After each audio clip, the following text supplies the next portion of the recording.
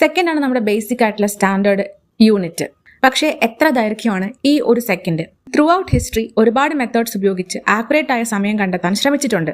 അത് ലാസ്റ്റ് എത്തി നിൽക്കുന്നത് അറ്റോമിക് ക്ലോക്കുകളിലാണ്. എല്ലാ ആറ്റമും വെച്ചിട്ടല്ല, ചെറിയ ടെമ്പറേച്ചറിൽ വേപ്പറൈസ് ആകാനും പ്യൂരിഫൈ ചെയ്യാൻ എളുപ്പമുള്ളതും ഹൈ ഫ്രീക്വൻസി ട്രാൻസിഷനും ഒക്കെ ഉണ്ടാവണം.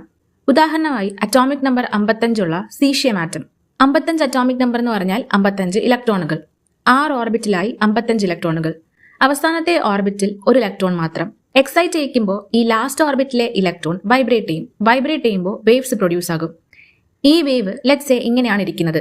ഒരിടത്ത് നിന്ന് തുടങ്ങി അവിടെ തന്നെ എത്തുമ്പോൾ വി ക്യാൻ സേ ഒരു സൈക്കിൾ കംപ്ലീറ്റ് ആയി ഓർ ഒരു വൈബ്രേഷൻ.